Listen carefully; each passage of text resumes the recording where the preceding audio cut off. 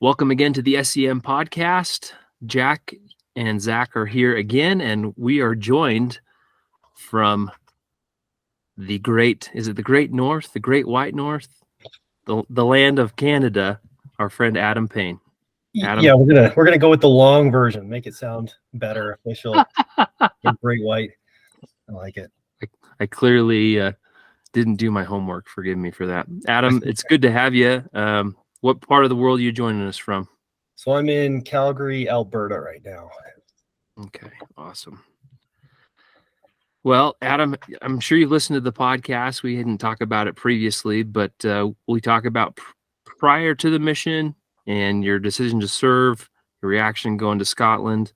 Then we'll talk post-mission life and what you've been up to since then, and then we'll go back through the mission as detailed as you like. So, Adam, I'll turn the time over to you. Okay, thank you.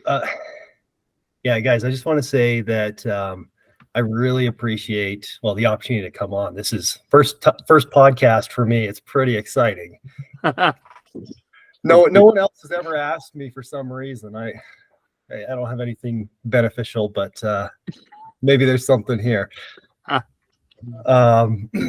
But I've actually been listening to quite a few of the episodes recently, and I love it. I love what you're doing. And, I was commenting to my wife after maybe the first two that I'd listened to. Like I listened to Jonathan DePold, who's a companion. We'll come up to him later on. But I commented, I was like, you know what? It feels like I've been asleep and I'm just waking up and remembering all of these things. Remembering the time in Scotland, but also like the feelings that came with that and service and connecting back with that culture that I feel like I've kind of grown apart from over the years, and maybe a bit of a spiritually reawakening as well, just being able to connect back with that. So I think it's a great service. Really appreciate what you're doing. Love to hear that. Yeah, thank you. That is high praise for sure. But this is not about us. It's about you, Adam. Well, okay. So I grew up in southern Alberta, so just actually about an hour away from where Garrett McLeod grew up in Lethbridge. I grew up on a ranch. So small town kid. I'd never been on an airplane before my mission. Actually, I've been on like a little 4-seater, like a 20-minute hop for a school trip one time. But international travel was like going down to Idaho to see family. We would drive every summer. That was vacations. So meat and potatoes, that's kind of what I knew. So that part of Scotland fit well. But love it. Yeah, my family have been members going back generations to pioneers. Like pioneers came up from Utah to settle where we are now. And so my dad had been on a mission. I'm the oldest surviving son, so it was something I'd always planned on doing. So it wasn't much of a decision, I guess, at the time to submit my papers. It was just something I was going to do. And so I graduated school in the spring, and then I turned 19 in the fall. And so I submitted my papers, and I was looking all over for my call letter to just try and iron out a few of the dates and details. Couldn't find it. I found a ton of other stuff. So I got my call sometime fall. We'll say, I don't know, like maybe it was August or something. And my dad was working away from home at the time. He was about 4 hours north. And so we all packed into the car, drove up to where he was staying. I had a couple of sisters that lived close to there. And so we met there and we opened the call, and it was Scotland. I had thought I wanted to go maybe Spanish speaking, like Latin America. That sounded, that's like it's like the Ferrari of the missions, like you're going to go fast, baptize lots and learn Spanish along the way, which is just sexy. So, but I'm pretty sure on my mission papers, I said, yeah, I don't know if I'd be good at learning a language. So I don't know how those go together, but that's what happened. So I got my call to Scotland. I was pumped. I've got relatives that do go back like to Scotland, but also more England. But David O'Mackay is like a distant cousin. Oh, So nice. I was super excited. And so my reporting date, I think so this gets convoluted, and I'll explain in a second. And my reporting date was supposed to be, I'm not even sure because I couldn't find it, but it was sometime, let's say like September or something. And my visa gets rejected. Wow. And so I get a letter from the UK that says, yeah, it doesn't look like you've been trained to be a missionary, so you can't have a visa to be a missionary. Oh my gosh. And so I'm like, what do I do? So I talked to the church headquarters, and they sent me I'll show you this. You probably never seen one of these before. It is a certificate of completion. It basically says that I've been trained to be a missionary with the culmination ending at the MTC. And so they give me this letter of recommendation that I then submit back to the UK to try and get a visa. Meanwhile, like I'm just sitting around town. All my friends are going on missions, and like it's past the day I was going to go, and I'm just getting antsy. And we're not hearing anything. And my stake president says, hey, what do you want to do? And I'm like, you know what? Just get me out of here. Like, send me anywhere. And so I actually got a second mission call to New Jersey, Cherry Hill. Oh, wow. And so I got that on the like October 18th. So right after my birthday, which was the 17th. And I was going to be reporting to New Jersey or the MTC on March 29th this is all of 2006. Okay. October 2005 is when I got the mission call for New Jersey, and I was going to report in March 2006. So, I mean, it's not Scotland, but it was going to get me on a mission. So I said, okay, you know what, I'll go with it. And then as we got closer to the date, my family and I, we were fasting, and maybe a little testimony about tithing. I'd been just working a ton at a job, and hadn't been great about planning anything else in my life. So my tithing had lapsed, and I talked to my bishop, and he said, you should be doing this. And I was like, you're right. I'm going on a mission. airing transgressions here. So I paid my tithing. We were fasting, and 3 days later, I get a letter with my visa. It's been approved. Wow. And so I think I got the visa on, say, March 26th. I'm scheduled to go to the MTC for New Jersey March 29th. And so my state president talks to me again. He said, what do you want to do? Like, where do you want to go? And I'm like, I want to go to Scotland. So I get my mission call gets switched. March 27th, I have a letter dated from the mission home welcoming me to the mission from the Lemons. And then April 13th was my reporting date. Wow. What a saga. A month later. So I'm curious, when you have that certificate of completion of being trained, was that from like your stake, or what was the training that you went through? Signed that? It was from church headquarters. It was signed by the president of the MTC in Provo. Oh. I know. I felt a little bit phony with this, like submitting it. I'm like, but I haven't been to a training program. That's the first step. That's pretty amazing.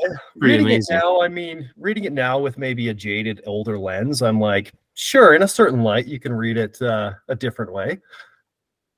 Wow. Having been involved in a program designed to prepare men and women of the Church of Jesus Christ of Latter-day Saints for missionary service, which culminates with an intensive training program at the Missionary Training Center. And I'm like, I guess that's seminary, so sure. Yeah, for sure. Missionary classes. Okay, so if we go after the mission, so I got back so I didn't serve a full 2 years. visa issues. So right. So Oh by the time man. I got my visa and it got to me, it had already been burning up its time. So I actually came back in March 8th. So I was about a month short. Okay. So I came back in March. I had a buddy rope me into doing some summer sales, selling pest control in Arizona. Because what Canadian doesn't want to go to Arizona in the summer and walk up the streets and knock doors? So Tucson, Gilbert, Lower Phoenix area. People would be like, "Why are you here?" I'm like, I don't know. Fun. There's less bugs than Canada. Oh, more bugs for sure. Yeah. I actually ran into Elder Lynch at a house party while I was down there. Really? Yeah, just randomly. I wish I'd looked up a few more people while I was there. There's a lot of Gilbert, Arizona, and like Phoenix area people. Yeah. Yeah, so I did that. Ended up going to university in Calgary, which is why I initially moved up there. Met my wife at Institute, mutual friends. She doesn't remember the first time we met. A friend introduced us. So yeah, that took some doing. And so we got married in right at the end of 2009. And yeah, I got back in spring of 2008. So not the fastest, but definitely not the slowest. Yep. I ended up graduating with a finance degree, went and did another designation called a CFA, and I work at an investment management company now. Strangely enough, I don't do a lot of the actual client work now. I mainly manage operations and compliance. And Nice. it's just been I'm someone who steps up and plugs holes, and those are the holes we needed plugged. And so kind of worked my way into a position where I'm in charge of all of that for the company now. And Cool. so we've been in Calgary. Well, my wife's from Calgary. I've been here since about the fall of 2008. So quite a while. My wife and I have 3 kids now. Our oldest, Allie, is 9. And then we've got Connor, who's 5, and Camille, who is 2. Awesome. Like a fun bunch. Yeah, a bunch of redheads. Is your wife also a fair-skinned person with red hair?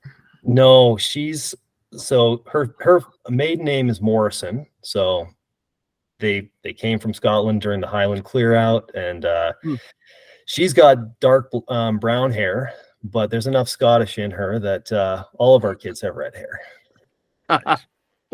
Oh, that's amazing. I love it. All right. Well, so take us back now, Adam, to April of 2006. You can start MTC or in the mission home, wherever you like to start. Well, I'm going to start on the way to the mission home because the saga continues a little bit. So I leave for the mission home. I think it was April 11th. And funny story, I'm sitting at the airport, and it's ridiculously early in the morning because the flight schedule, you know how they like you to fly across the Atlantic with other missionaries. So my flight path was Calgary to Chicago, Chicago to Atlanta, Atlanta to Preston or to Gatwick. Oh, wow. Man. So I think my first flight was like 5:30 in the morning. And so I'm sitting there. There's not a lot of people who fly at that time. And so we're all just sitting there and we start talking. And this guy is asking me what I'm doing. So I'm telling him I'm not teaching because I don't know anything about teaching at this point. I'm just telling him what I'm doing. And he told me, he's like, it reminds me of this movie called Paint Your Wagon, which I've never seen, but you guys have seen it. He's like, there's a scene where there's a young man and the guys hand him over to a harlot and they say, we give you the boy, now bring us the man. I didn't appreciate it very much at the time, but I can understand it now. Oh, goodness. So so we fly out. My flight in Chicago gets delayed. I'm hours late to hit my layover in Atlanta. I miss everybody. I stay the night in Atlanta on my own. And then I fly out the next day. Amazing thing was they upgraded me to first class. So wow, I just slept the entire time. that sounds amazing. And so I get to the MTC kind of midday, and everybody is jet lagged. I'm actually not doing too bad because I just slept and ate like dinner and stuff on the plane and just kind of got myself sorted out with the time zone. And oh wow. Yeah, so then the MTC, it was fun. I mean, I arrived a day late, and so I didn't know how a lot of things went. And I didn't know how missions went too. I didn't know about what the leadership structure was like, but my companion was the district leader and he took that very seriously. I didn't. I'm like, how do you pick someone to be a leader when you don't know anything about these guys? Like you just pick somebody, I guess. But I can tell you from my experience that happened to me. I was like, why are you making me the district leader? I'm as dumb as the rest of these people. Yeah, I mean, that's a theme we can get into as well with mission leadership is you're often not picked because you're great at this thing already. Yeah. And you only get into trouble is when you think that you are. It's true. It's very true. Well said. Yeah, Elder Whitwer was my companion there, and we we struggled a bit just because he took things very seriously, and I thought I was important, but I didn't think it was that serious at the time. We're just in class all day. But we had two other elders and one sister, so Elder Carpenter, Elder Nettleship, and Sister Kemp, who were all going to Scotland. The rest of them were going to England and back to Germany and things like that. And yeah, it was fast. We were on the 14-day cycle. No P day was Sunday, so you got to walk around, take pictures, and write in your journal. So that was stress relieving. But yeah, it was good.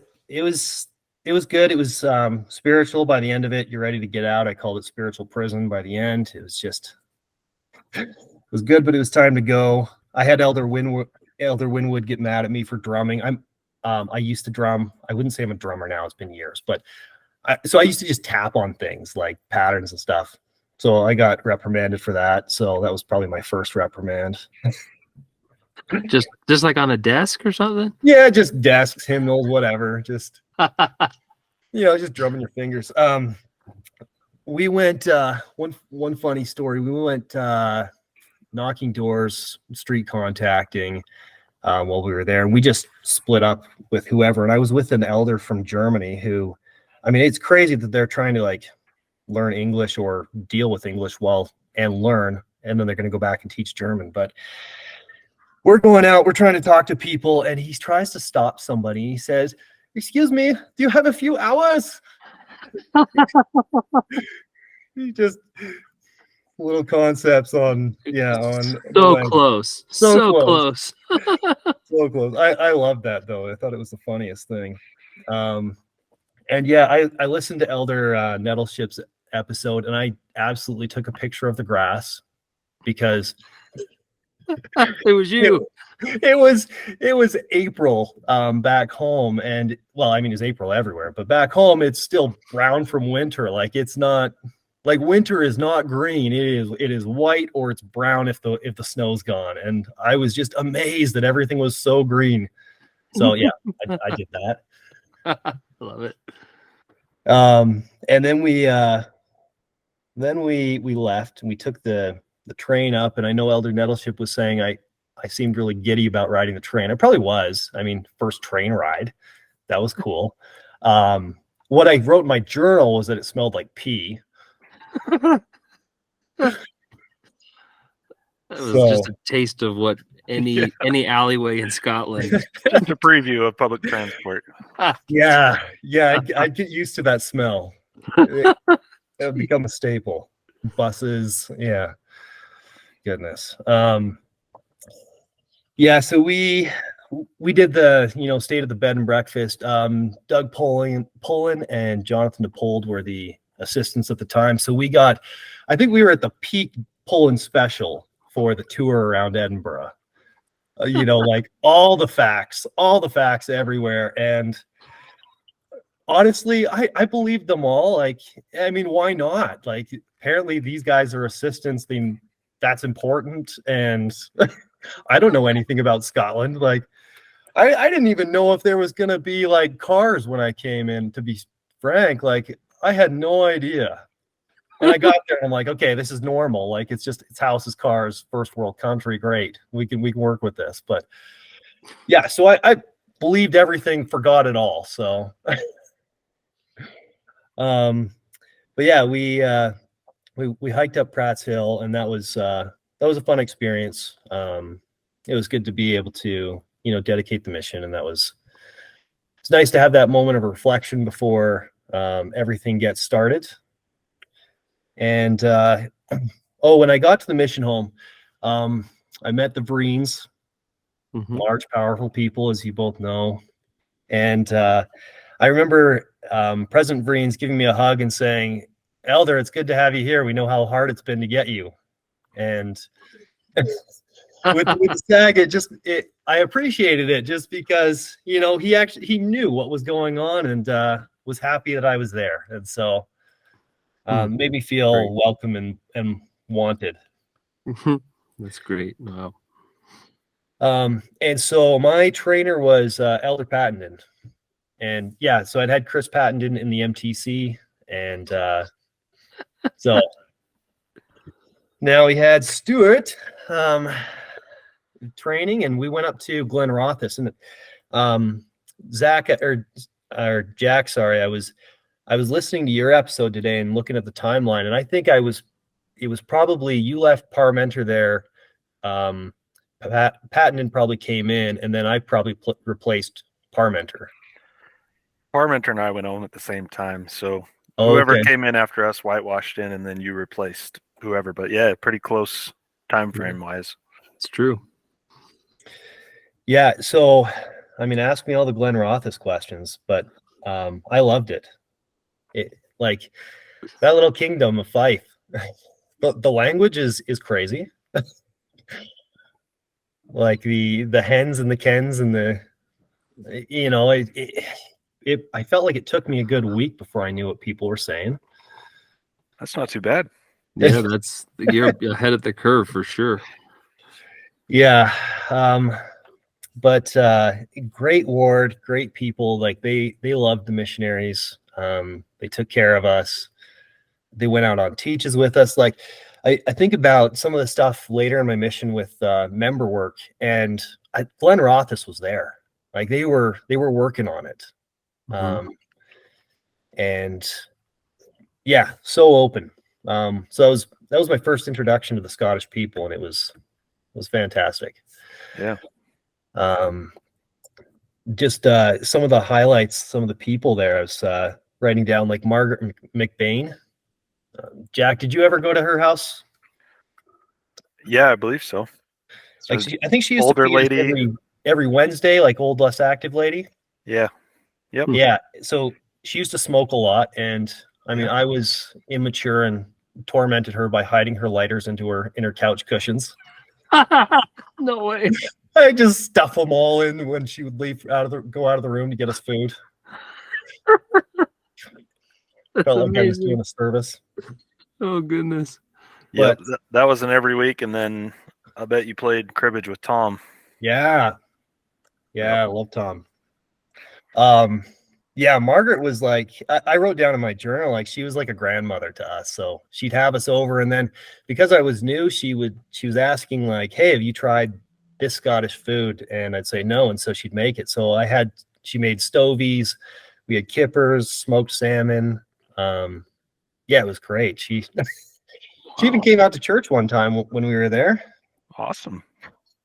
She never did that when I was there, so You win. You win. Well, That one. I think it was Stuart. To be honest, like all the success in Glen Rothes, yeah, Stuart was there before me, and he was doing a great job. Let's see. Yeah, Tom Fife. You were saying something about his rules being different for crib, and I play crib occasionally now. I don't remember the rules that Tom played by, other than cheating. Yeah, I just know it was different because when I bought the game here, and I was like, I'm gonna play this with my wife, and start looking at the rules. I'm like, nope, I'm playing Tom's way. Oh yeah, I wrote this down too. I forgot about this. So one time I was on exchanges with Elder Farns. So Elder Farns and Elder Reed were in Dunfermline, and Stuart was the district leader. So I got to go on exchanges with everybody, which is awesome. But I was with Elder Farns on exchanges. We went to Margaret's, and I just remember I wrote this in my journal because I was so annoyed. But he told her she was going to burn because she was smoking, and I was, oh. Jeez. Sometimes the right things are not said. But, that's pretty funny. Yeah, the Maitlands, awesome family. Love Jim and Jargine. Well, obviously Jim's passed, and so is Margaret. But yeah, Jargine, awesome. I remember sitting at her kitchen table, probably one of the first times. Well, I think the first time we'd eaten there, and I just remember smelling something that smelled like feet, and I'm like, what is that smell?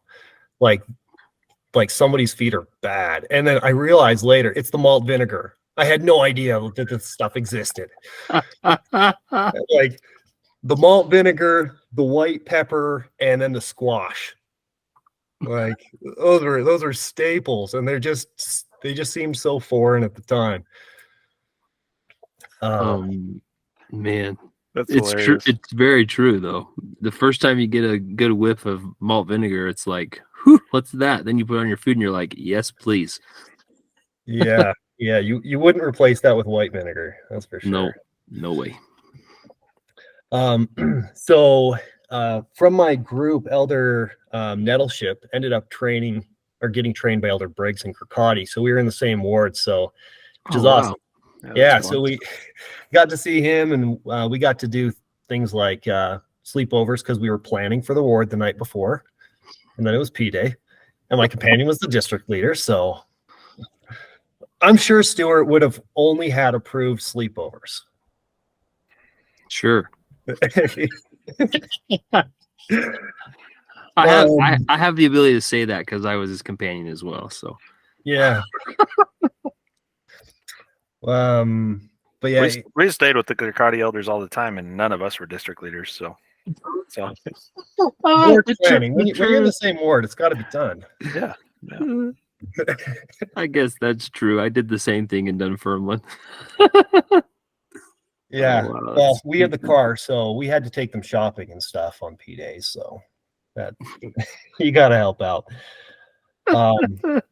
Oh man, so many good members and memories. Like the K's. Jack, did you go to the K's for dinner? There was I can't remember her first name. We called her Auntie K. I don't recall that name. So her husband wasn't a member, and we'd go over for dinner like once a week and just hope that we get to see her husband, which only happened once in like the 3 months I was there. But yeah, a lot of great members. And when I came in, Elder Patton had been teaching a lady named Sandra. Well, they'd found Sandra and started teaching her. And so we taught Sandra, and she ended up getting baptized inside that first 6 weeks that I was there. Probably like 2 or 3 weeks in. I mean, and so that was like, I'd heard Scotland was hard, and walked in my first area, got to help or participate in the baptism. That was pretty cool. That was, I mean, if I could do one thing for any greenie, it was to give them an experience like that, and that's something I tried to do. But Sandra was awesome teaching her. And Jack, I know you talked about Shona Quinn in a previous episode. So we also spent a lot of time with Shona Quinn as a new member and her daughters. That's awesome. And just the new member experience is hard. Like you got a whole lifetime and background, and she came from a Catholic background. And so we'd have teachers where she'd say, you know, this is what the gospel says. And we're like, no, that's what Catholicism says. Let's keep working on this. And yeah, there were struggles, and you know, the people that you're teaching, like sometimes, well, I mean, maybe it's a man thing, but you see a problem, you're saying the solution's so simple. Like we had an investigator. She was great. She was progressing, but she smoked, and she had asthma, and the smoking would cause asthmatic attacks. And and you know, you want to do what you can, like your best to help people, but at some point, yeah, they got to do it themselves. And that was probably one of the hardest things, is when, you know, you take people to a certain point and things are going so well, and then it just falls apart because that next commitment is just too much. Yep. Or whatever it is, life. Like we had another investigator in that area later after Elder Patton, when I was there with Elder Kilgore, and he was a guy that had been like a heroin addict and was now on methadone. And I don't think you could get, I don't know. I mean, methadone's a medication, but you're not normal while you're on it. Wow.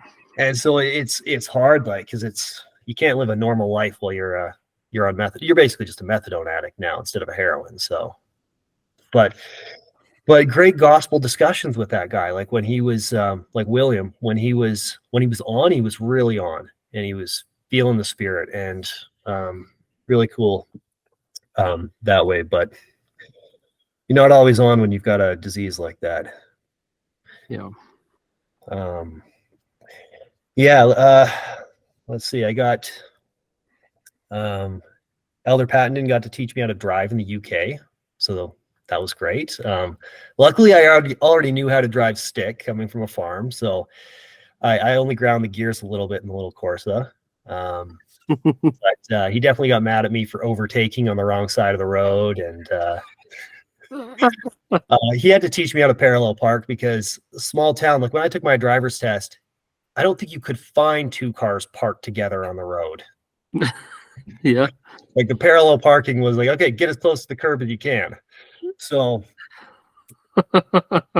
yeah, he gave me some pointers, and I still use them to this day. I can stick anything in well, back that up.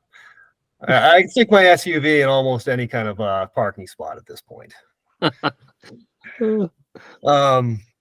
Yeah. And Zach, I wonder at that time you were up at Montrose. Like we had Steak Olympics up in Dundee during that period of time. Yeah. That's right. I forgot about that. Yeah, so I wrote down my accomplishments in that because I was very proud of them. You did not? Seriously? I did. I took second in the 100-meter. I think Conway beat me. And I took first in the high jump. I beat Fish. Oh my gosh. Oh yeah, Elder Fish and Elder Hout were the zone leaders there. And then the 15. Oh no, it was Aaron Briggs in the 100-meter that beat me, and then it was Conway who beat me in the 1500. So I got second there. So. Oh my gosh. I have a picture of it. Oh, do you? Of our group, yeah. I have a picture of send it to you. Okay. Oh, this isn't going to show very well, but I've got a picture of the district at that time, if I can get that lined up. But Elder Hout and Elder Fish, and then Pullen and DePold were there, and then Sister Lewis, angelic, is like disappearing into the sky in the left. Her hair is disappearing. And then yeah, Hout, Briggs, and got Farnes and Reed. So that's awesome. I'm looking at my picture of the Olympics, and it's with a different group. So you pricked a memory, but it was, I think, another time. Yeah, maybe just before Elder Hout came in with Elder Fish. Okay, but pretty cool. Yeah, a Dundee tradition. It looks like. Oh, it must have been. It's awesome. When I first got there, I think I got to go on splits with the ZLs, and I think I was with Elder Fish, and we were street contacting. Man, I was greener than green. Like, I was so nervous. Like, it's funny. I read an entry in my journal, and like, we had been teaching, me and Pattenden, and I said, I let Elder Pattenden take the lead on this one. I don't know why. Yeah, I wasn't confident in anything. That's what. But street contacting, man, that was intimidating the first time. And I'm out there with Elder Fish, and we are trying, and then I got pooped on by a pigeon. Just flying over from one of the statues, just nails my shoulder down the front of my suit. So, I mean, you can't street contact with poop on yourself. So it was done for the day, which, I was okay with. There was some guy saying, hey, that's lucky. And I'm like, it doesn't feel lucky, but kind of it did, because I wasn't street contacting anymore. So went and cleaned up. And another exchange thing too, the zone leaders, the APs exchanged with us. So I exchanged with Elder DePold, and we were out door knocking and coming from a farm. I think Elder Hess talked about this with Conky for himself, but I was just used to spitting all the time. I don't know why. You just do it. Mm-hmm. It's just your man thing. I don't know. So I think I'd spat somewhere, and then we were just knocking doors. And like half an hour later, we knock on this door. Guy opens the door. He's like, "Oh, it's you." And he like chews me out for spitting and like in public on this street. And like, apparently he'd seen us as we'd gone by before, and then took the opportunity to tell me off. And like, okay, I guess I gotta watch that now. Like, because that guy's not talking to me because of this. So. Man, that's interesting. I mean, he probably wasn't going to listen anyways, but but he found a reason to say, "I don't like you because." I gave him a reason, so it's my fault. It's yeah. Yeah. Oh man. I think you'd asked about Jack about, or someone else about some like dodgy pictures or something in the flat. I can confirm, yes, they were there.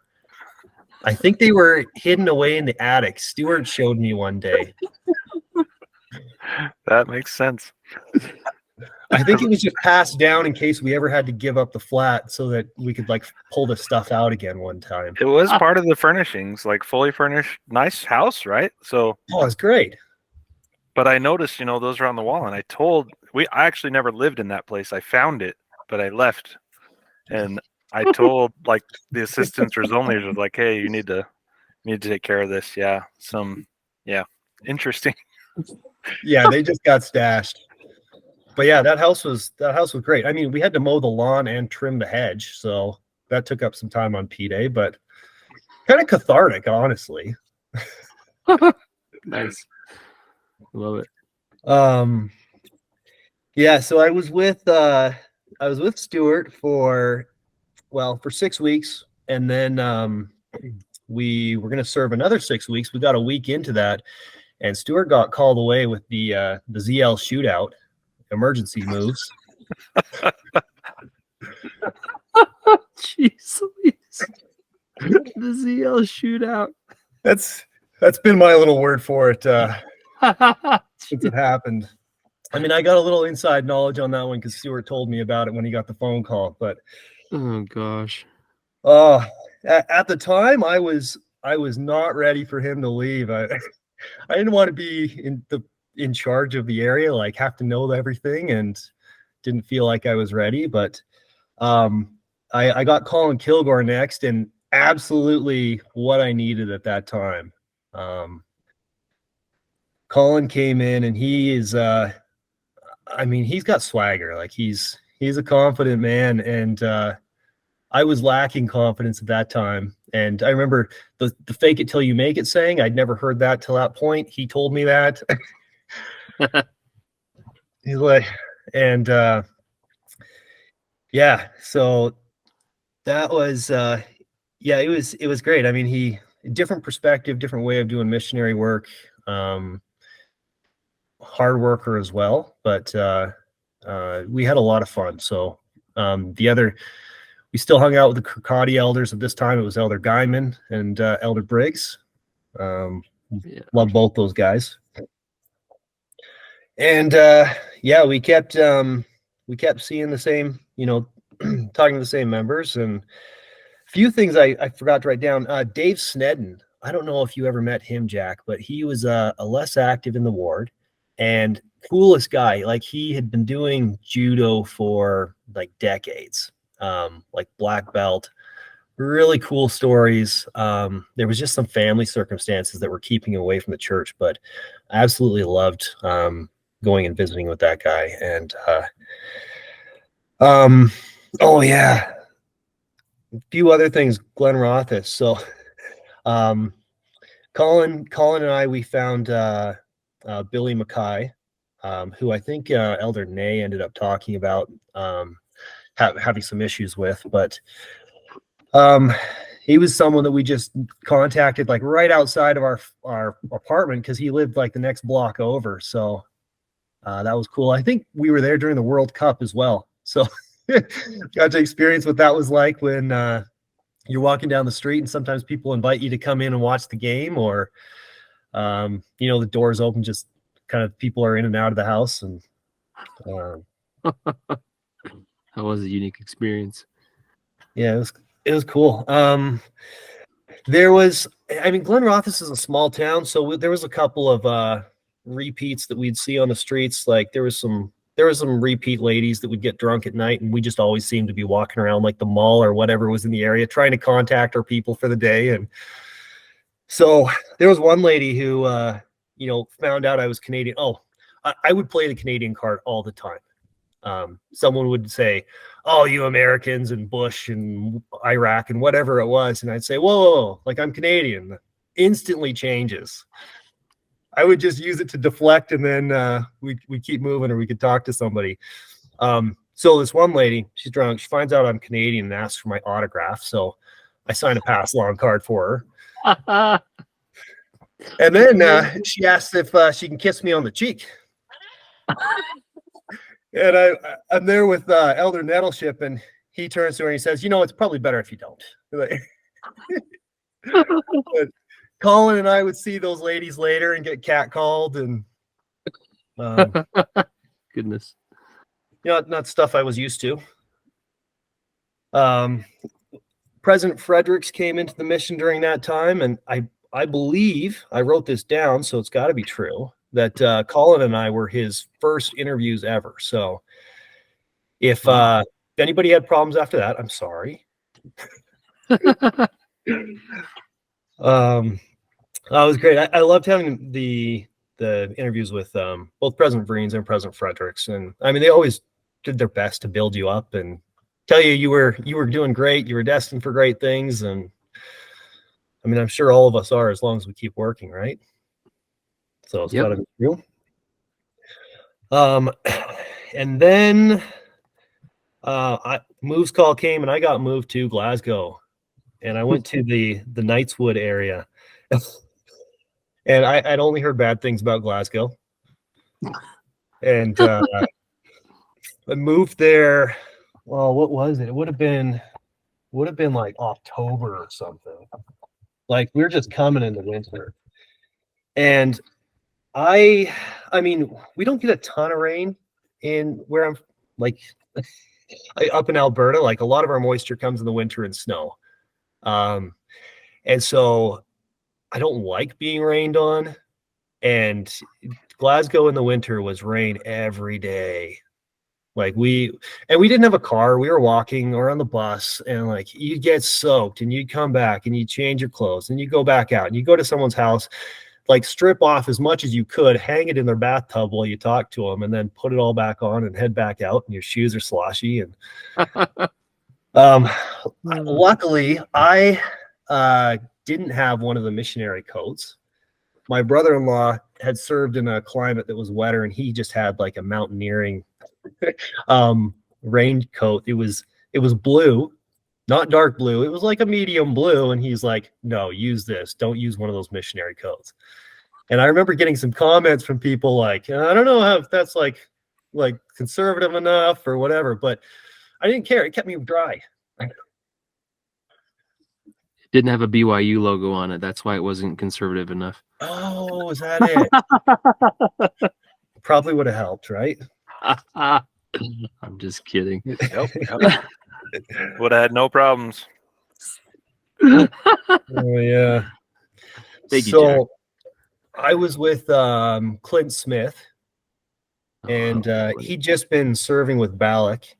And, you know, maybe I understand why Sister Vreens was always doing Miss Piggy, because I came in there and I was like, man, Balak must have been a slob, because we ended up just cleaning the flat for the first day. Now, in Balak's defense, I ended up going on splits with him later, and I wrote that he was a fantastic teacher. Yeah, I agree. He was. But I don't know if it was Balak or Clint, but we cleaned the apartment the first day I got there. It takes two to tango, right? For sure. Sorry, Clint. Yeah, Clint, come on, defend yourself. Yes, agreed. Yeah, so Clint and I, we spent 3 months together, and it was good. Glasgow was, I mean, it's tough. Like, it is a rougher place than Glenrothes, that's for sure. Like, I didn't think there was that much that was crazy, that I'd seen that was crazy. And then I started looking at my journal and thinking about it, and I'm like, well, maybe, like, I'm like, today I saw some Neds driving rocks at the bus with a golf club. And then I'm like, and then there was another group just throwing rocks. I mean, property destruction is pretty awesome, but Where do they come up with these ideas? That's just crazy. I don't know. I love the golf club angle, though.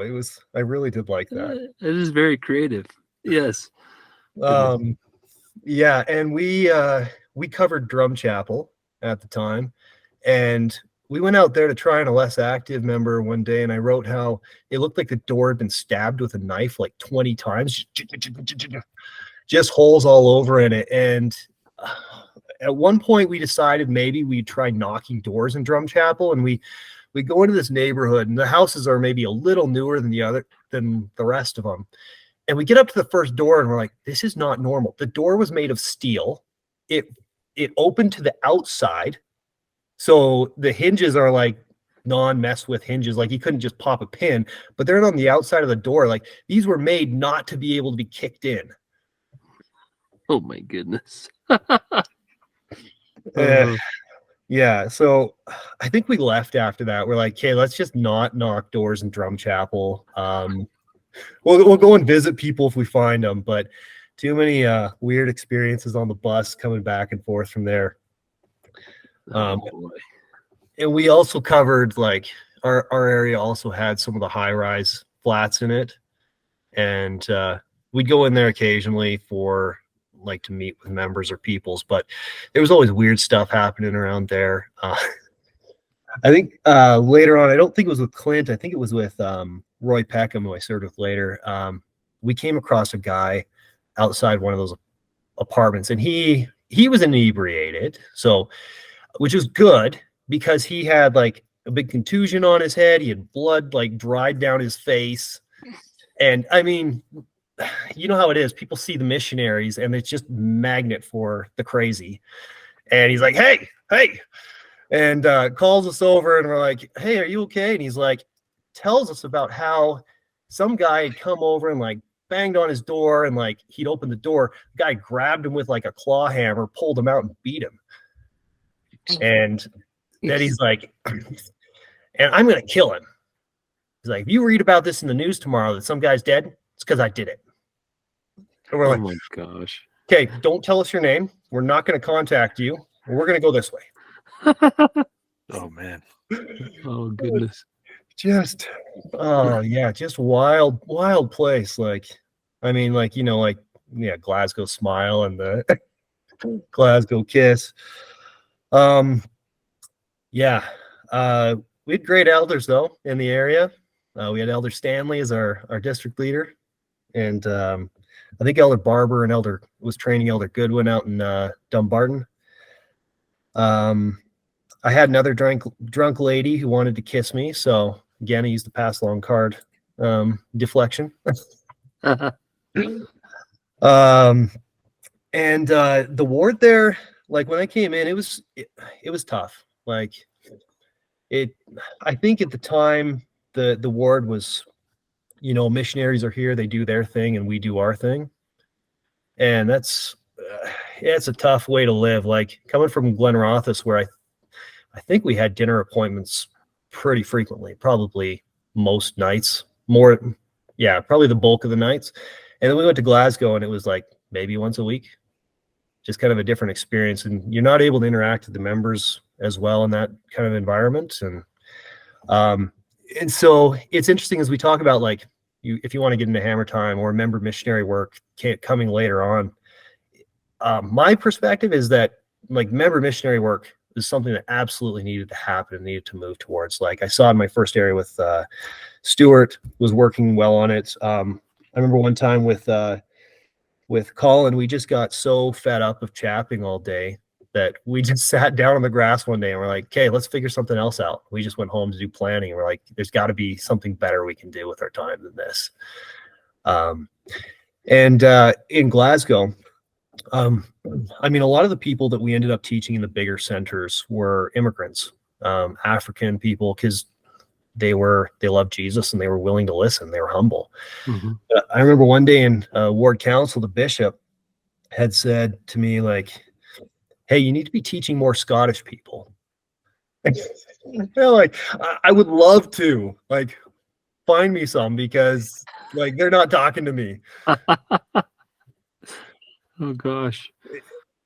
And so I'm like looking at these things and I'm like, all these things kind of building towards kind of one theme, and that is, yeah, we need to get better members, to get people from Scotland that have friends. You got to go through their friends. But yeah, we did have success there. We were baptizing. What did we do? I think I don't think with Clint, I don't think we ended up baptizing anybody. Like that was a tough go at the beginning. Like it was 3 months of just hard work. And I mean, I don't know. It's one of those things you go through. By that time, I think I'd kind of gotten used to it. I remember when I was first on my mission, I wrote in my journal that I'd had the worst day ever because we knocked doors for 4 hours. Sweet summer child, huh? You just no idea of what was coming. I mean, Glasgow, it was my journal entries were, hey, we found somebody. Next day, we got dogged. Then we chapped some more. And then it was just, yeah, tracting, and a lot of getting dogged. But some of the members that I mean, there was a lot of great members. And the longer I ended up spending, I think 7.5 months in the Julian Avenue ward, and it felt, at least from my perspective as a missionary, it felt different. Felt like a different ward by the end. And maybe that's just that I was there so long that I just got ingrained with the ward. Mm-hmm. But I think the members maybe it's just the Glaswegians, they just took some time to warm up. And they did, and they were great. And we started having a lot of members help us by the end, and a lot of people would do things for us. There was one guy, I mean, I think every area's got like the old guy who tries to take care of the missionaries and you see every week. In this area, it was Tom Sherlock, Big Tom. He is a large diabetic guy that was homebound, and he'd have us over for dinner every week, and it was the same food every week. It was boiled unseasoned chicken and boiled vegetables. And he didn't have salt and pepper in the house because it like flared up. I think the salt made him retain water or something, and he just couldn't handle the pepper. So it was the blandest food ever. And it was the same thing every week. And he was a little bit forgetful. And so we'd have the same conversations every week. Oh, but, wow. The other thing that Tom really liked, though, aside from his favorite meal, was those Magnum bars. Now, I don't know why a diabetic is eating so many Magnum bars, but he would crush a box of them like a daily. Whoa. Like sometimes he would be out. We'd have to go to the store and bring back like 4 boxes of Magnums for him.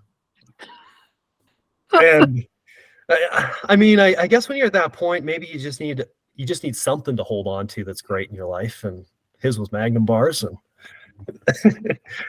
but he was so he really liked me. He kind of took a liking to me for some reason, and so he would always, when we come in, he'd ask the companion or whoever I was with if they were bullying me.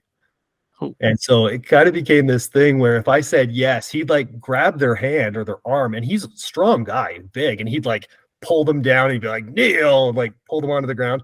I always thought it was funny, and so I'd like just play it up. But I know, pretty sure Clint didn't appreciate that at times. Just getting his arm crushed by Big Tom. I don't know. Just look at the world. We had so after Clint, he moved on, and I had Elder Biatker. And actually, Elder Biatker had been in the ward. He'd been serving with Elder Carpenter, also from my MTC group there. And so I think I was Elder Biatker's last companion. And it's also the point where I stopped journaling. It was just getting to be like weeks apart, and then just those days of knocking doors just grind it out of you. So just tired. I mean, we walked so much my foot got swollen, like for no other reason. So when Elder Biatker came in, though, it was change of pace. Like he's funny. He's a hilarious guy. Like he just do like things. We would be at the ward mission leader's house for PEC. We'd be sitting for dinner, and they had a glass tabletop, and I'm saying prayer, and he'd start like touching my leg. And I'm like, this is like, anyone who's got their eyes open can see this. Like, this is weird, man. He just didn't care. He just thought it was hilarious. And we ended up having another set of missionaries come stay with us. So they split our area, and Elder Halford and I think Elder Wilkinson came in, and they ended up staying in our flat. And they stayed there for, I don't know what it was, 3 weeks or more while they were looking for theirs. And you guys spoke to Elder Halford. He's just a bag of giggles. Like he opens his mouth and they just squeak out. So he was so much fun to live with. And Wilkinson's just he's cool. He's on his own. He's funny, but just different life experiences. Coming from like the mean streets of Liverpool, which actually means something. Yeah. But like we didn't have anywhere to sleep. So I think Halford slept on like 2 chairs that he pushed together and just kind of slept in the pocket. And I think Wilkinson took the cushions off like a couch or maybe those chairs, put them on, and that's what he slept on. Wow. And we just had suitcases everywhere, and that's how we lived for like 3 weeks or more. Just crammed. No space, suitcases and stuff everywhere. And that flat, that Knightswood flat. So I think Elder Johnson spoke about this on his, but the street behind us was not a good place. There'd been like murders that had happened there. There was the ice cream gang. Like we'd be wrapping up for the night at like 10 and hear like an ice cream truck come down the street, and we're like, that's not ice cream. Like this is so I don't know. There was always the story of the ice cream truck drug dealers. Oh goodness. In the area, and I didn't doubt it. I didn't ever ask them, but we didn't knock doors behind our flat. And actually, when I went back to Scotland with my wife in probably 2011, and we went with my in-laws, and we had someone driving us for a part of it, and we went to Glasgow, and I'm like, I was going in, and I was like, I don't know what we're gonna see, like, and it was a totally different place as a tourist. I mean, we didn't go to Drum Chapel. the driver's like, oh yeah, Glasgow's known as like the number 2 spot for fashion after Milan. And I'm like, what? And like, it's known for all of its architecture. And I'm like, what? And we go to like famous architect's house, and we go to like Glasgow Green, and we go downtown. And then we're going to go out to like Loch Lomond, I think, out to Dumbarton Castle. And I'm like, hey, instead of taking the dual carriageway, like, let's just drive past my old flat and I'll show you where I lived. Well, I tell him like which way we're going. We drive, he pulls over, and he's like, do not get out. And I'm like, that's where I lived. He's like, okay, great. And like drives off. Wow. Like, and I was a missionary. You just have no concept of, well, I mean, it's not great, but it's just whatever, right? Like, Brilliant. You're fine. It's normal. Yeah. Mm-hmm. Oh, Wow. Yeah, but oh yeah, there was so when I was with Clint, so Biatker is still in the ward with Carpenter. We got invited to a housewarming party for a member of the ward. I think it was a single member of the ward. There was a bunch of people that were invited, but it ended up being pretty much like a singles party, like a YSA party. And there was like karaoke. And so we said, why not? And we ended up, I think the 4 of us ended up singing some Britney Spears song. And there was a picture taken, and it ended up getting circulated around the YSA in Scotland. And so we're at a member's house weeks later and hear about how this is kind of news in the YSA ward, or the YSA group. And I was like, okay, I don't know, whatever. I mean, like, they can't help us less, so maybe they'll like us a little bit more now. Because you're very hip. You're down with Britney Spears. Wow. But I think it actually, I mean, yeah, I think you guys have talked about this, but I think it actually did help. At least the YSA can open up and help us a bit. And yeah, we ended up, Elder Biatker and I ended up going to a media referral. Someone, I think she wanted a Finding Faith in Christ video or something, a lady named Mary Fury. And she was a lady who was living, immigrant, living in like a high rise from Nigeria. She was there with her daughter.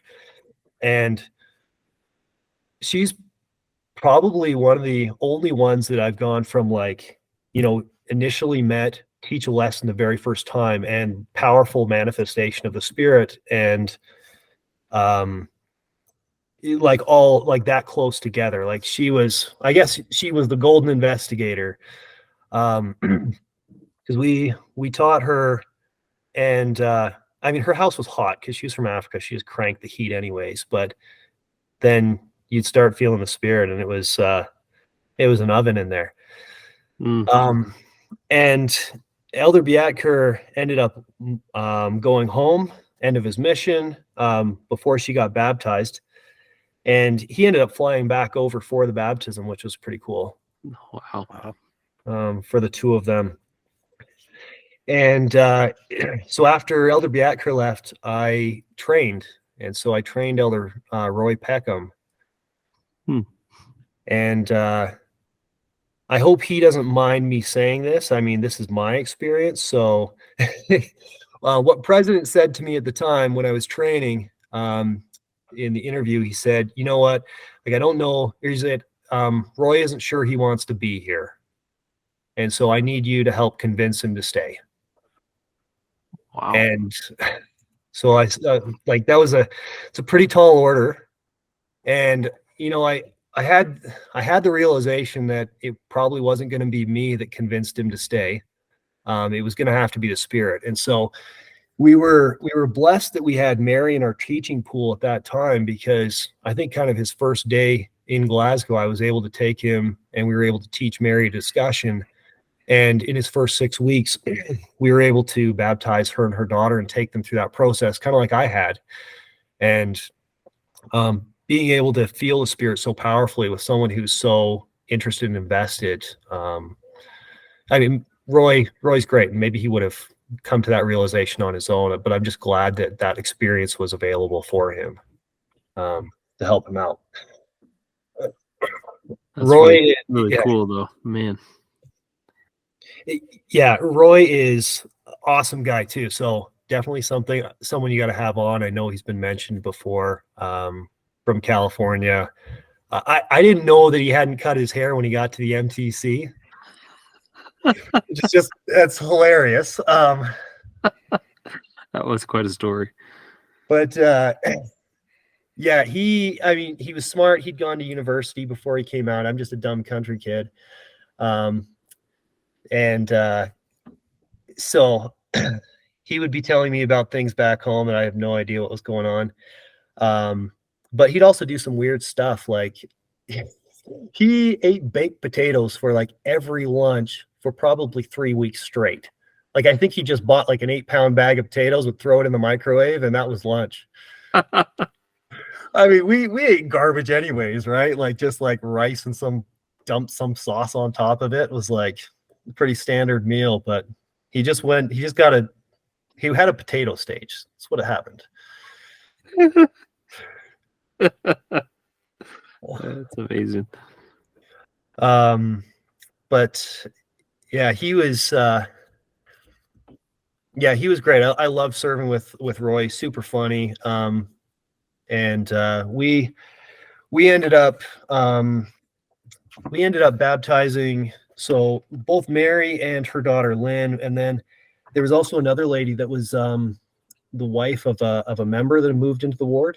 So we were able to baptize them, and then there was another guy that we found on the street, someone who had more of a harder life, and we were able to baptize him as well. And so that was in the 6 weeks, or sorry, we're just 6 weeks? No, the 3 months that we were together.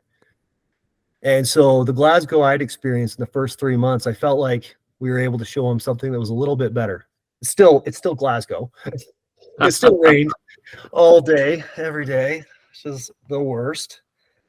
And then one of our last few days there, we got a member referral. One of the members in the ward said, "Hey, my neighbor would like to meet you guys. He's, I think he said, he's going through a hard time or something." But we went over, and they lived in a very nice part of our area, spot we'd actually never knocked doors in for some reason. And we met Malcolm Mathers, who I think Elder Johnson spoke about, and I think Malcolm served in the bishopric at this point. Wow. But we met Malcolm through a member, and then I got transferred like the next week, so I didn't ever really get to teach him. I think we taught him one time. Wow. And then Elder Johnson came in, and him and and Elder Peckham taught him, and then he was baptized, which is awesome. And so, sorry, I keep not letting you talk on your own podcast, Zach. No, I'm the peanut gallery. I just thought that's a really cool experience that you were kind of that first step, which is really cool. Well, yeah, I mean, Malcolm he was the height of what we were trying to achieve with member missionary work, like that. Bishop McLaughlin, who, he'd said, you need to be teaching more Scottish people. And there was friction in that ward with the missionaries. I think I remember Elder Lucas getting kicked out of PEC one time, or correlation. I don't remember exactly what it was, but I think it might have been Elder Lucas telling him he was in charge of missionary work and needed to pay more attention to it or something like that. Maybe he can confirm. I don't know. I don't remember. I guarantee he'll listen to this and send me a message about it. So I'll let you know. Okay. But yeah, Malcolm was, I mean, he was really what that ward was asking for. And yeah, through them, we were able to find him and help bring him into the church. But they kept him there, which that's why it works. That's why member missionary works. Or member missionary work works. So from there, I got called up to Dundee, and I served with Elder DePold as the zone leader up there. And that was intimidating. Jonathan DePold, who had been the AP for forever, like the whole time I'd been on a mission, was now my companion. Very much the senior companion in the area, but also in our companionship. And I think I was like, I definitely had some intimidation, was just along for the ride in the beginning. Just trying to soak it all in, trying to figure out what being a zone leader was about, trying to figure out what Jonathan DePold's secrets were. I don't know that I ever found those, but they're there. But that so we were in the Bingham Terrace ward, and that ward, I love that ward. Again, we're back in east side of Scotland where the sun shines. Yep. And the people, we're back near Fife. And so that ward is full of some awesome members. Like you've got the Snees, Bishop Snee and Scott and his brothers, and then the Nicholsons, those boys. So many awesome people that would help us out. And so with Elder DePold, we were teaching an investigator out in St. Andrews. So we got to drive out there once a week, which was pretty cool. He was going to university out there. And so we taught him and were able to baptize him. And we were also teaching one of the friends of one of the young men's, Daniel McLaughlin. So he was a friend of Scott and the Nicholson boys. And so we got to work with the young men quite closely, teaching Daniel. And he ended up being baptized. Daniel, awesome guy. I love him so much. Like still in contact with him we're connected on Facebook. We communicate occasionally. I should say it that way. I'm terrible at connecting with people and staying in contact. So if anyone hasn't heard from me, just send me a message and I'll get back to you. But I'm terrible at instigating this stuff. So I think we all are. That's another benefit of this. Yeah, agreed. Touch point. Yeah, absolutely. It's been great hearing people talk. It almost feels like I talk to them myself. Yeah, I agreed.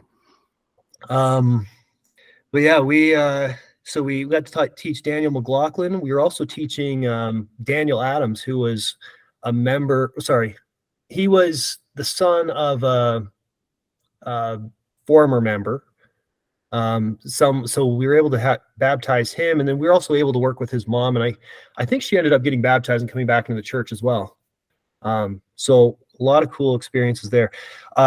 Little DePold story here. So Jonathan's not all scriptures all the time. We were there was a new convert, Kelly, and I can't remember if he mentioned her or not. But Kelly was a single mom. She had a son named Mark, and Mark was probably like 10. We would go over there, and Mark had toy lightsabers, and Jonathan would duel him, and it was no holds barred. Like he would whoop him. Like he'd get around and smack him on the back of the legs. Like Mark pulled up his pants one time. He had welts. Like Jonathan was giving it. But Mark loved it. I mean, maybe it was that, he just liked having us there, liked having some guys to roughhouse with, and Jonathan gave it to him. It's that Air Force Academy education right there. Yeah, I think it's just probably a switch, it's we're going to war. Oh, goodness. That's funny. Yeah, great time, but yeah, I really felt like I was just along for the ride trying to figure things out with Jonathan, but it was pretty cool getting to be with him and learn from him and his teaching. And Dundee Ward, again, fantastic. Like they would do probably anything for us. And let's see what else. So after I was with Jonathan for 3 months, and then Brady Hess came in. And so worked with him. Our flat got broken into during that time, and I think the only thing that got stolen was my camera. So wow. I have a significant gap in pictures from my mission because my digital camera just got stolen, and I think I just ran with disposables after that. Oh man. Let's see. I think this was with Hess. We ended up working with John Gelletley, who I think he was a former member but wanted to come back to church, and awesome guy. Like, he's an older guy now with grandkids, and he was smoking, and so we used the stop smoking program. The only time I used it on my mission, and it worked. Mhm. I mean, a lot of it's sorry. I think we tried to use it with an investigator in my first area, the one with asthma, and she just couldn't do it. But John, he wanted to, and I remember we came back like 3 days after he'd stopped smoking, and he was glowing. Like, I swear his skin was literally glowing. Like, he looked so much healthier, and it was just this amazing testament to, well, the word of wisdom and to doing the right thing. So that was awesome. He ended up getting baptized again, and it was just fun to be able to be part of that journey. I think when someone's been excommunicated, it's not a convert baptism, but it doesn't matter. It's someone coming back into the church and helping the ward. Yeah. We had the Sloans up there as the ward mission leader, and actually an interesting story. Jonathan didn't tell this, and so I'll tell it from my perspective. But you know how in Scotland, when someone was pregnant, they didn't do ultrasounds to tell you what the gender of the baby was? Did you ever hear that? I don't remember that. Okay, so what I was told was that they didn't want someone aborting a baby because of the sex, and so they just didn't tell anybody the sex of the babies. Wow. Huh. And so the Sloans, I think they had 3 boys at that time, and she was pregnant again, and she asked for a blessing, and so Jonathan gave her a blessing, and he told her she was going to have a girl, and she ended up having a boy. Wow. And for a while, that was something that I thought about and was, okay, what does this mean? I mean, people get things wrong. Jonathan just get it wrong. And absolutely that could have happened, and that happens to people, right? And I've seen people get blessings wrong and say things that they believe are revelation and they're not true. What ended up happening in this circumstance is that baby was a boy. The next one was a girl. And so I think sometimes with the Spirit, sometimes we interpret what we feel, and I think sometimes the timing's a little different than what we feel or what we thought. And so, yeah, I don't think it was. Sometimes I think that can be a trying thing for people when you felt like you were inspired to say something and it doesn't look like, or it looks like it didn't come to pass or wasn't right. And sometimes it's just on a different timeline. So that was an interesting experience for me, just kind of looking at that and being able to learn from it, because I knew it wasn't because Jonathan wasn't worthy, and it wasn't because he wasn't trying his best. And in the end, he was right. So later in my mission, I got asked to give a blessing because someone wanted to know the sex of their baby, and I was too scared to say. Goodness. I didn't want to get that wrong. You simply say, and visit your practitioner and tell them that you would like to know what the gender is. You're going to have a healthy baby, and oh my goodness, it's a lot of pressure to have put on a young missionary. That's a lot. Oh, well, that's what. There's a lot of situations like that as a missionary. Mm-hmm. Get some interesting requests. I remember getting asked to come and bless a dog. We're like, do we really? We do that? And they're like, oh, well, you can just say a prayer over the phone if you want. We're like, okay, that we can do. Goodness. Yeah. But as a missionary, you hit some pretty real experiences. Some things that were well beyond my maturity level at times. Like in my first area, I remember our investigator that was on methadone calling us up and crying and saying how former drug dealers said they were going to come hurt him because he wasn't buying from them anymore. And we're like, I'm 19. I don't know what to do. Call the police, something, lock your door.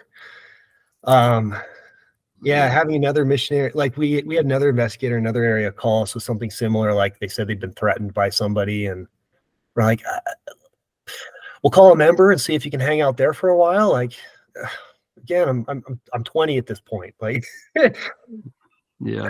And mental health issues, like not prepared to deal with that. Like, yeah, like there's a lot of guys like the whole sad thing, and just it's tough. Like missions are tough, and none of us really knew how to help people with mental health and really what that was at that time either, right? Mm-hmm. You had a certification though. We didn't. I had been trained as a missionary. It's true. It's true. So I was sad to leave. I was sad to leave Dundee. But I think one of the reasons why, so I left Dundee, went to Aberdeen as a district leader, and so I got demoted. But so actual, maybe some element of truth to this. I remember before that Moose call, we had interviews with President, and I said, President, I am struggling a bit with figuring out as a leader what things are worth actually dealing with people. Like, like whether it was whatever rule it was, whether it was wearing a pink tie or whatever, like sometimes stuff needs to be dealt with. Sometimes it's not worth it. You just let it slide.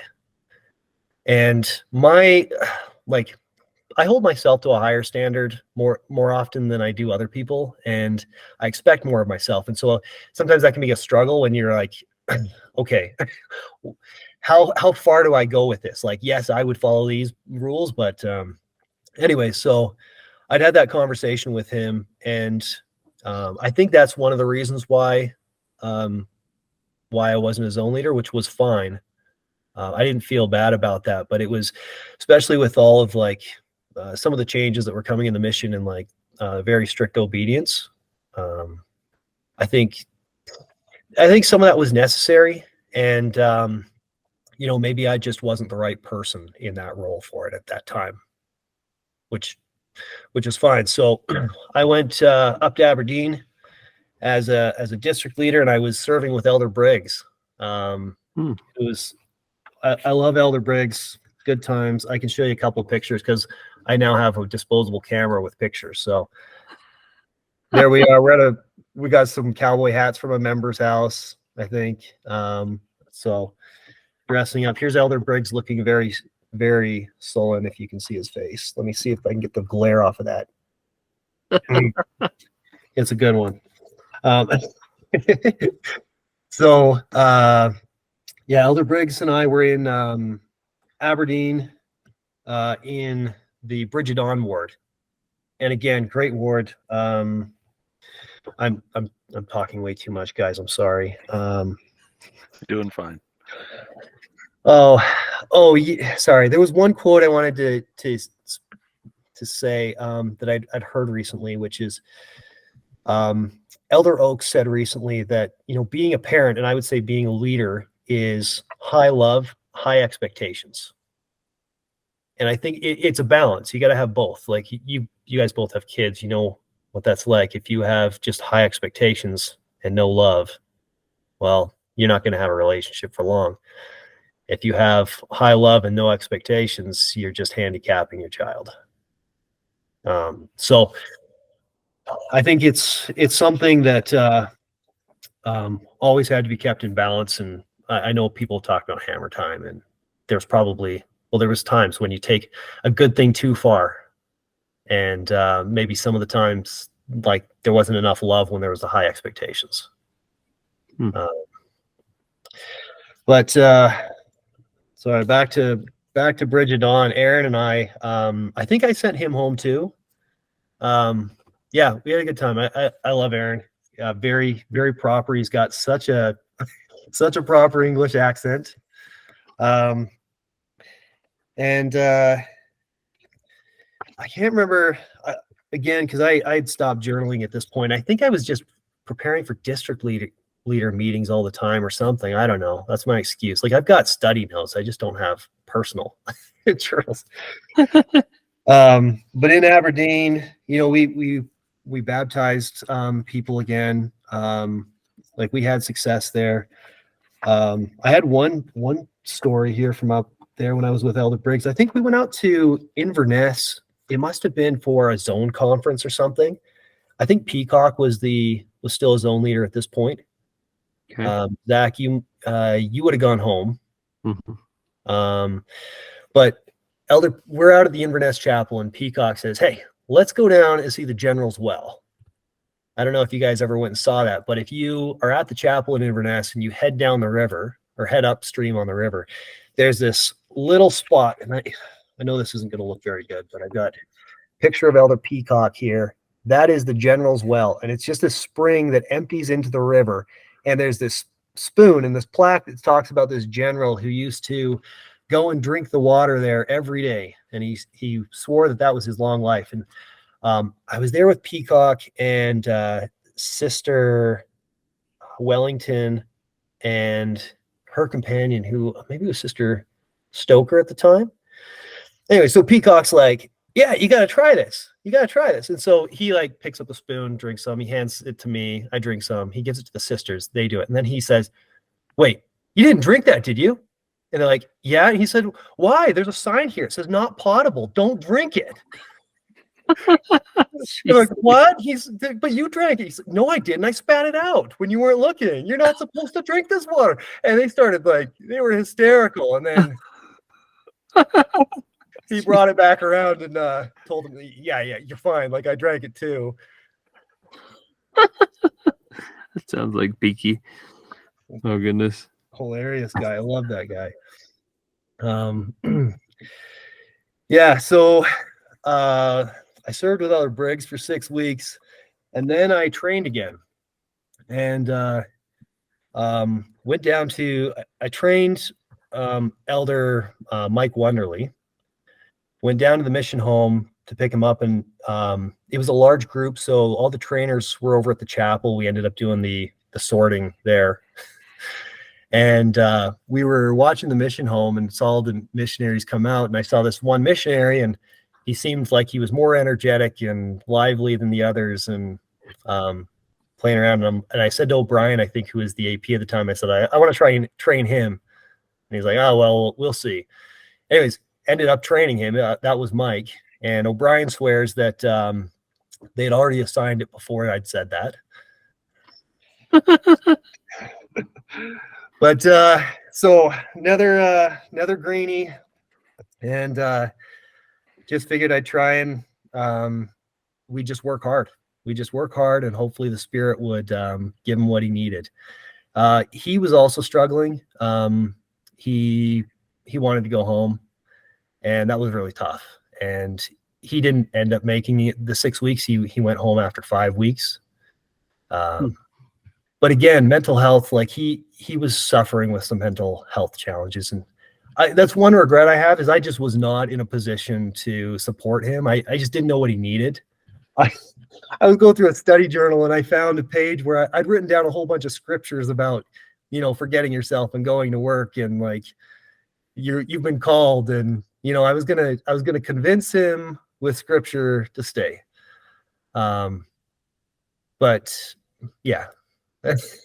That didn't work. There ended up being, I don't know. I won't go into all details, I guess, but there ended up being a bit of a medical emergency. That was an interesting thing that I wasn't prepared to handle. And then I ended up taking him back to the mission home on the train, and he went home. And so we sat on the train, and I don't think I talked to him the whole ride back. I was just so, I was probably more disappointed in myself. I felt like I'd let him down somehow. But I was also mad that this wasn't working out and he was going home. So if I could change that, I would. Again, he had legitimate issues, like not issues, that sounds bad, but he had legitimate things that needed to be dealt with, and in a flat alone with me was not the place to deal with them. So Interesting. so I ended up staying with the zone leaders, I think for about a week, until I got my next companion, who was Elder Ryan Tench. And Ryan Tench is from England. I loved serving with him too. Fun guy. He's actually coming over to stay at my house in July. We're going to go out and go Nice. hike stuff. So yeah, we served together. We ended up, I think this is when we had a few people that I think we baptized, like a guy named James McPhee and Steve Nelson. Steve Nelson was a cool guy. Steve is kind of like, he was married to a member. Sorry, no, Steve was living with a member. They weren't married, but he'd taken the discussions probably from multiple sets of missionaries and wanted to get baptized, but he wanted to like plan a wedding and have a wedding first. And as a missionary, we're like, why? Just go to the chapel, have the bishop marry you, do it now, then get baptized. Let's go. Yeah. But Steve actually wanted to plan and have a wedding, so fine. That's what Steve did. And then after his wedding, then we could baptize him. But we really didn't teach him that much because he'd been taught by so many missionaries that he's like, you don't have to come over every week. I know I want to get baptized, but you can come see me like every 2 weeks. We're like, okay, that's fine. Steve unfortunately has passed away now. But yeah, he just a stellar guy that had been a part of the ward in the community for a while. He just needed to make it official. And I think it was with Elder Tench, we met the Stamps who were in the ward. They were a family from Alberta, Canada again. Huh. And they had a son that was a few years younger than us. And so we got to take him out on joint teaches, and he had a friend living with them who wasn't a member. So we were trying to teach him. And they actually live in my ward now. We both moved to the same place. Wow, that's cool. Fun little connection to Scotland. Yeah. And then one story with Tench that I just thought was funny. We were teaching the son of a less active member, Josh Meny. And one day we went over there, and the dad, he's outside and he's got his car, and he's like, hey, check this out. He like opens up the boot. He's got a pellet gun in there. And I guess he'd taken it to the range or something. I don't know what they do in Scotland. Like their air pump pellet gun to the range. I think that's what had happened. But he's like, hey, check this out. So I pick it up. I like pump it once, shoot this sign across the street. Like I didn't really think about like, what does the White Handbook say about firearms? I mean, it's a pellet gun. Does it count? So I shoot the sign, and then we're like, oh, geez, because it like made a noise. So I give it back to him. He stuffs it in the trunk. And then Tench is just staring at me. He's like, how did you do that? I'm like, I shot stuff before. I grew up on a farm, so I think just coming from England, he's like, savage. A, what is a gun? And B, how do you know how to use it? It's true. Oh. Wow. That's hilarious. So after Tench, how long was I with him? I was with him for 3 months. And then I trained again. I trained Justin Whitehead. And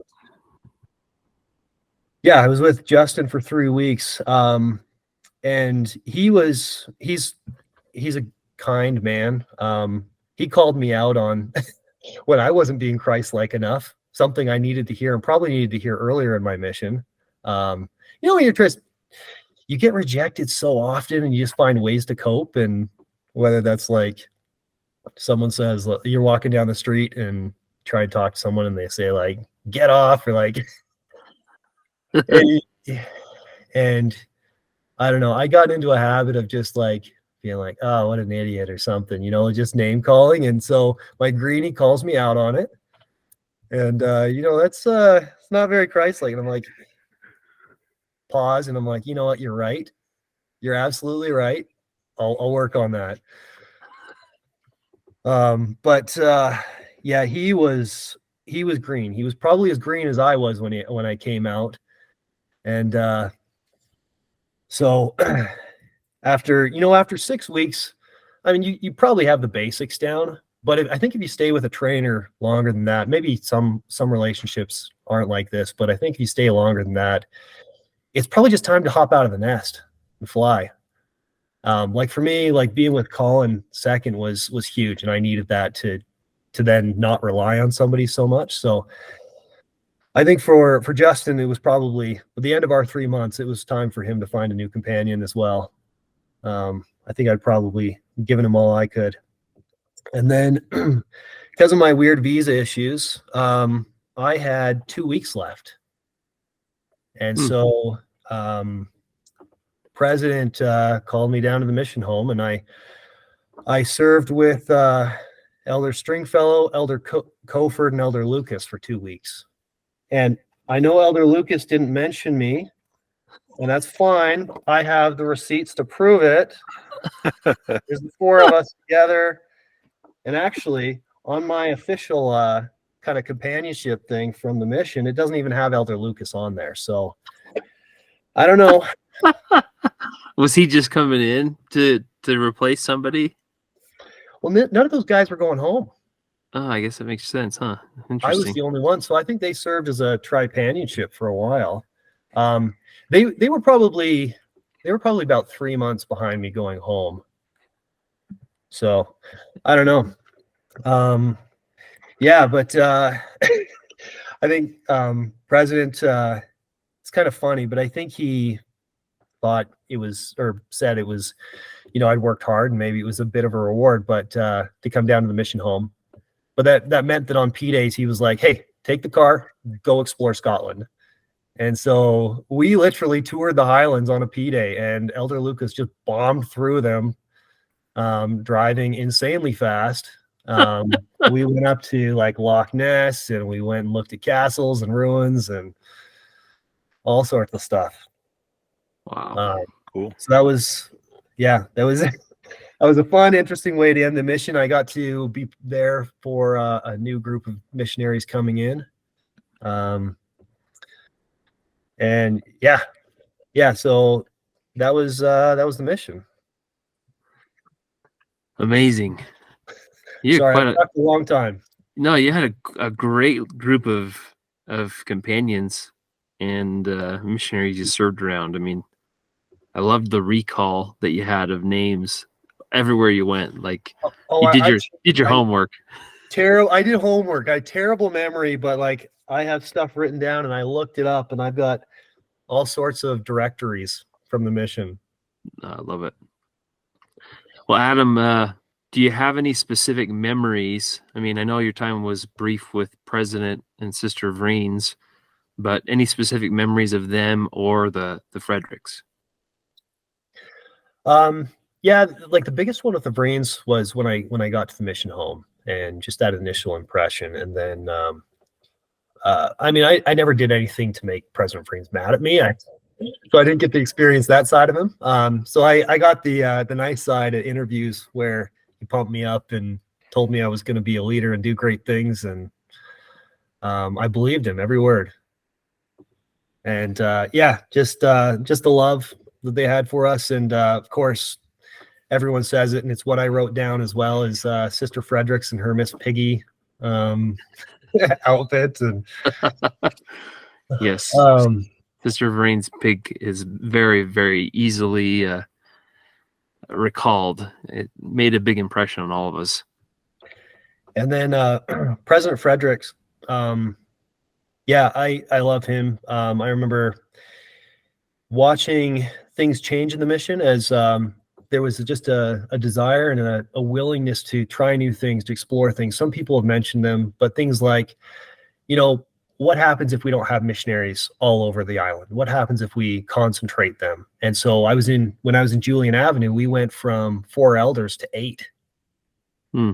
Well, I Wow. think they brought in sisters for the first time in like 18 years into Glasgow, and the ward was shocked. The first Sunday we all rolled in together, and there's now this giant posse of missionaries. And I mean, it's not like they didn't know like something was coming. Like Elder Kerr had been around and talking about member missionary work, and but yeah, just that willingness to experiment and try new things and say, okay, well, let's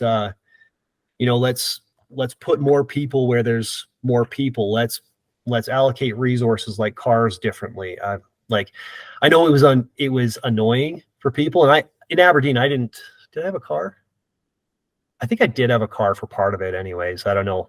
We'd bust a bunch as well and walked a ton, but just because you have a big area, does that mean you need a car? And it was just trying to find, how do we get the most out of our people and out of our resources, which there's a lot of leadership and kind of organizational structure that I think President Fredericks was trying to bring in and experiment it with and see what was going to stick.